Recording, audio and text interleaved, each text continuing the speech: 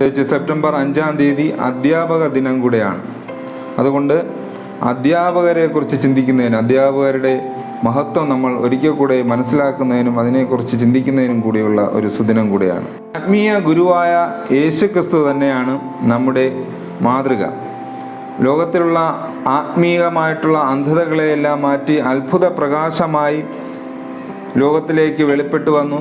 ലോകത്തിൻ്റെ എല്ലാ അന്ധകാരത്തെയും മാറ്റിയ സർവശക്തനായ യേശുക്രിസ്തുവാകുന്ന ആത്മീയ ഗുരുവാണ്, ഗുരുവും രക്ഷിതാവുമായ യേശുക്രിസ്തുവാണ് നമ്മുടെ ഗുരു, നമ്മുടെ രക്ഷിതാവ് എന്ന് നമുക്ക് ഒരിക്കൽ കൂടെ അടിയുറച്ച് വിശ്വസിക്കുകയും അത് ഏറ്റുപറയുകയും ചെയ്യാനുള്ള അവസരം കൂടെയാണ് ഇന്നത്തെ ദിവസം. യേശുക്രിസ്തു തന്നെ പറയുന്ന ഒരു ഭാഗമുണ്ട്, യേശു ഗുരു എന്നുള്ളത്. യോഹന്നാൻ എഴുതിയ സുവിശേഷം 13-ാം അധ്യായം 13-ാം വാക്യത്തിലാണ് അത് പറഞ്ഞിരിക്കുന്നത്. ഞാൻ നിങ്ങൾക്ക് ചെയ്തത് ഇന്നത് എന്ന് അറിയുന്നുവോ? നിങ്ങൾ എന്നെ ഗുരുവെന്നും കർത്താവെന്നും വിളിക്കുന്നു.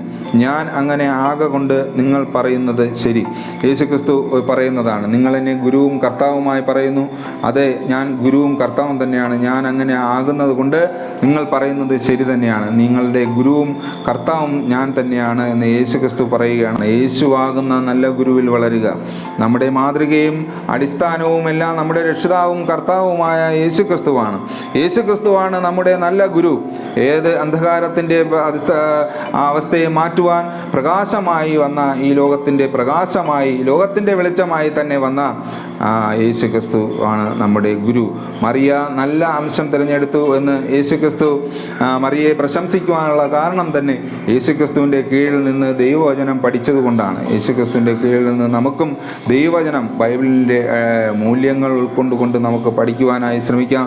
അതാണ് യേശുക്രിസ്തുവിനെ പറയുന്നത്. ഗുരുവിനോടൊപ്പം അത് ശിഷ്യൻ ഗുരുവിന് മീതെയല്ല, അഭ്യാസവൻ തികഞ്ഞവനെല്ലാം ഗുരുവിനെ പോലെ ആകും എന്നുള്ളതാണ് യേശുക്രിസ്തു തന്നെ പറഞ്ഞ കാര്യമാണ്. യേശുക്രിസ്തു ഗുരുവിനെ പോലെ ആവുക എന്നുള്ളതാണ് നമ്മുടെ ലക്ഷ്യം. നമ്മുടെ രക്ഷിതാവും കർത്താവുമായ ഗുരുവിനെ പോലെ ആകുക, യേശുക്രിസ്തുവിനെ പോലെ ആകുക, യേശുക്രിസ്തുവിൻ്റെ ഭാവം ഉൾക്കൊള്ളുക.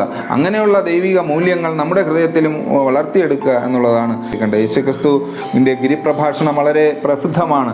യേശുക്രിസ്തുവിൻ്റെ ഗിരിപ്രഭാഷണത്തിൽ കൂടെ ലഭിച്ച മാനുഷിക മൂല്യങ്ങളും ആ ദൈവിക ചിന്തകളും ഇന്ന് ലോകത്തിൻ്റെ പല ഭാഗങ്ങളിലും എല്ലായിടത്തും പടർന്ന് ദൈവിക സമൂഹമായി രൂപാന്തരപ്പെടുകയാണ്. അത് അക്രൈസ്തവർ പോലും അംഗീകരിക്കുകയും ദൈവിക ഭാഗത്തേക്ക് വരുന്നതക്കുള്ള ഗിരിപ്രഭാഷണമാണ് മത്തായി എഴുതിയ സുവിശേഷം 5 മുതൽ 7 വരെയുള്ള ഭാഗങ്ങളിൽ നമുക്ക് കാണപ്പെടുക. അതിൽ വളരെ ലളിതമായിട്ടുള്ള ഭാഗങ്ങളാണ് അവിടെ പറയുന്നത്. യേശുക്രിസ്തുവിൻ്റെ സംവേദന രീതി അതിൽ നിന്നുള്ള നമുക്ക് പഠിക്കാവുന്നതാണ്. ഉപമകൾ കൂടെ ലോകപ്രകാരമുള്ള പല സംഭവങ്ങൾ കൂടെ വളരെ ലളിതമായ ഭാഷയിൽ മനുഷ്യർക്ക് മനസ്സിലാകുന്ന ഭാഷയിൽ പകർന്നു കൊടുക്കുന്ന ആ ഒരു ചിന്ത, ദിവ്യരാജ്യത്തിൻ്റെ മർമ്മങ്ങളെ ഘോഷിക്കുന്നതിന് വേണ്ടി, വെളിപ്പെടുത്തുന്നതിന് വേണ്ടിയാണ് യേശുക്രിസ്തു ഗുരുവായി ഇവിടെ വന്നത് തന്നെ എന്ന് തന്നെയാണ് യേശുക്രിസ്തുവും തന്നെ പറയുന്നത്. ലൂക്കോസ് എഴുതിയ സുവിശേഷം 4-ാം അധ്യായത്തിലെ 43-ാം വാക്യത്തിൽ അങ്ങനെയാണ് പറയുന്നത്. 43-ാം വാക്യത്തിൽ യേശുക്രിസ്തു പറയുന്നത്, ഞാൻ മറ്റുള്ള പട്ടണങ്ങളിലും ദൈവരാജ്യം സുവിശേഷിക്കേണ്ടതാകുന്നു, ഇതിനായിട്ടല്ലോ എന്നെ അയച്ചിരിക്കുന്നത് എന്ന് പറയുന്നത്. അപ്പോൾ യേശുക്രിസ്തു വന്നത് തന്നെ ദൈവരാജ്യം സുവിശേഷിക്കാനാണ്, മറ്റുള്ളവരെ അറിയിക്കാനാണ്, ഗുരുവായി വന്നതാണ്.